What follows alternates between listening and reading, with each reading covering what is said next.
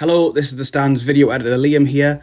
We're going to try something a bit different here because over the last few weeks between games being called off, me not being in the country for a few days, and while I was in the country, being unable to get through the backlog because of the usual issues. We're going to try something new. Do let us know what you think, and we might start doing it next season alongside the full highlights packages. And apologies in advance for the audio quality because I couldn't find the cable for my microphone. This little first half of March roundup begins with West Allotment Celtic making the punishing 7-mile round trip to Groundsel. Alfie Marriott secured the win when we travelled to Palmersville in October, and there were hopes that the Stand could build on last week's derby win at Benfield with 3 points here. The first half was very end-to-end, West Allotment forcing a low save from Corkhill inside the first 10 minutes, then what looks like hitting the base of the post from the resultant corner.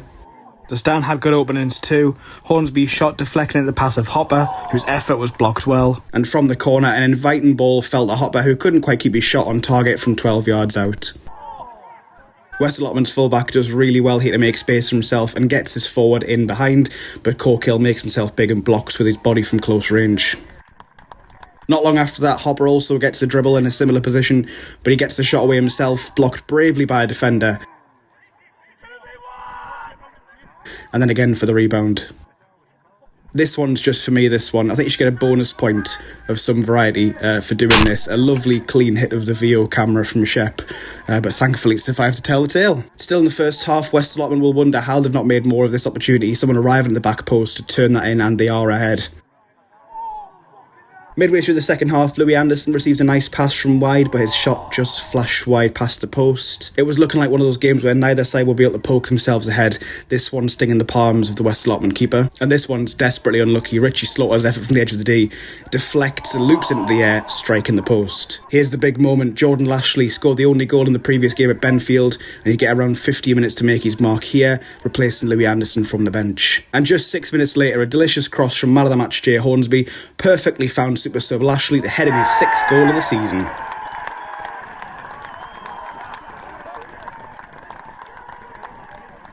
But this game was far from over. With 3 minutes of normal time remaining, West Allotment forced a corner thanks to some lovely footwork to make the chance and a good block to stop the shot. But from the resultant corner, a near post ball found Michael Scott with a nod at the top corner for an 88th minute equaliser. As they'd done for the whole of the second half, it was the Stand trying to score late on, but they were left frustrated and the points were shared. 3 days later, Crook were the visitors on a blustery Saturday afternoon, a side we hadn't faced home or away yet this season because of the ever-changing schedule. They came into the game having lost just one of their last 8, starting brightly in this one, wearing their nice blue shirts, if I do say so myself, forcing a big punch from Corkhill early on and causing mayhem from another dead ball not long after that. The Stand delivered a set piece of their own a minute later. Stevenson's ball at the back post headed into the mixer for Anderson to slide an effort narrowly wide. A tasty back and forth beginning of the game, but the nature of it would change significantly on 8 minutes.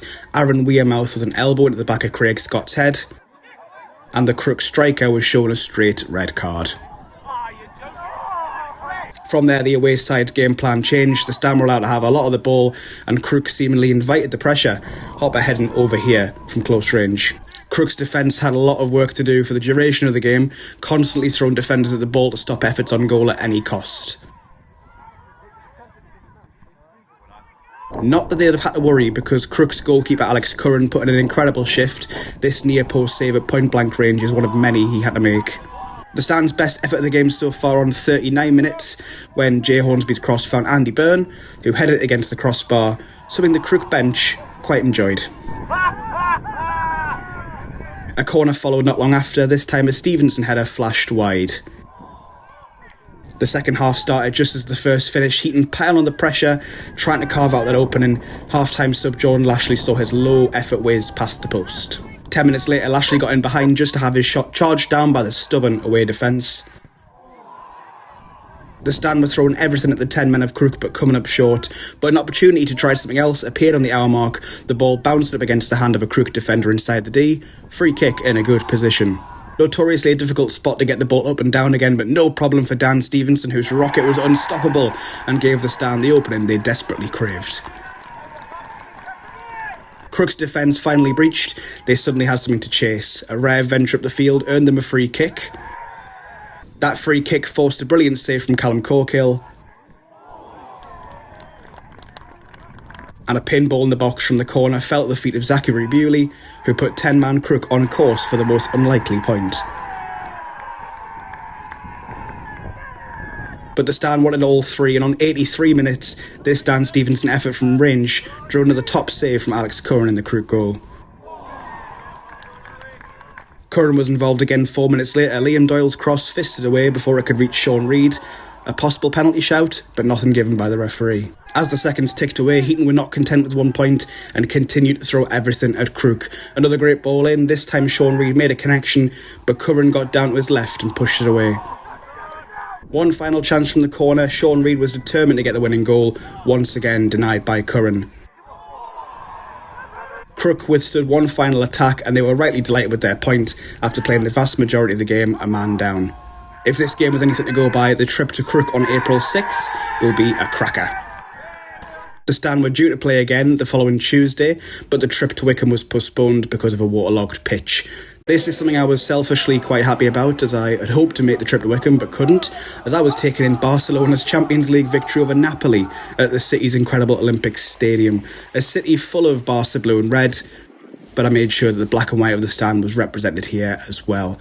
Away from the first team to a game I was very sad to miss because it looked like a cracker, Stan A's Amateur Cup final against Hazelrigg victory at North Shield's Darren Persson Stadium. This was a cup contest between the top two sides in the Northern Alliance 2nd Division, so a good game was expected, and that's exactly what was delivered. Thomas Robson gave Stan A the lead on 9 minutes, controlling this Andrew Talon cross before volleying with aplomb. But Hazelrigg had an almost immediate response, winning the penalty 4 minutes later, with Gallagher dispatching the kick. Stanley went into the break behind, a swirling Kirkup strike catching out the keeper to his left, to everyone's surprise. Midway through the second half, Hazelrigg must have thought they'd put the game out of sight. A loose ball in defence allowed the opposition to get into the box, Mitchell slotting in for their third. But Stan A have fought back from deficits like this before and put themselves back on course with 13 minutes to play. Provider of the first goal, Andrew Talon, turned scorer, his 40-yard free kick evading everyone, including the keeper. And in a dramatic final twist, Harry Poole nodded in an 89th minute corner to send the game to penalties. Talon was up first, and he scored his. Hazelrigg put theirs away to keep it square. But then it went to pot a bit for both sides. Poole had his penalty saved before Hazelrigg crushed their second kick against the bar. A chance for Stan to go ahead, not taken as Charles Nagel skied his kick. Hazelrigg took the lead with their third attempt. Rhys Dunbar-Phillips scored to keep the shootout alive. But Hazelrigg nudged ahead again, now 3-2 after 4 penalties each. A pressure penalty from Thomas Boothroyd kept Stan's chances alive, but moments later they were ended as Hazelrigg put away the winning spot kick and earned the trophy. A hard-fought game between two top sides, only one could win, and this year that was Hazelrigg, but commiserations to the Stan A, who still have it all to play for in the league. And finally, a trip to second place Shildon for the first team in the Northern League, a side who had scored a meagre 101 goals before this clash, so the Stan had their work cut out for them. A cagey start of the game saw the Stan have the first opportunities. This long-range effort from Dan Stevenson made the keeper work, and moments later Jordan Lashley also made the keeper stretch from an impossible angle. It was third time lucky for the Stan. Leighton Hopper controlled a cross with his right before firing past the keeper with his left to make it 1-0.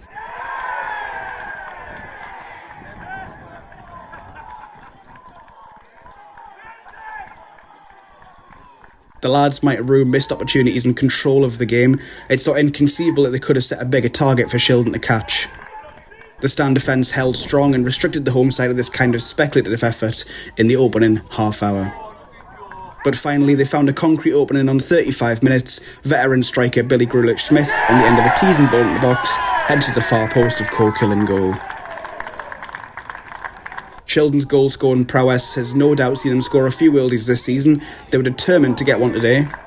And unfortunately for us, it wasn't too far away. Just 5 minutes after the equaliser, this Max Allen screamer put them ahead.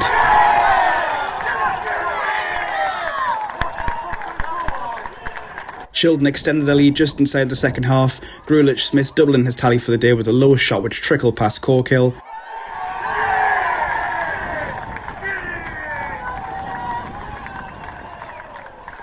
And despite heroic efforts from the stand, this game was put to bed in the final 15 minutes when Luke Spaulding's shot was saved well by the keeper, but followed in on the rebound.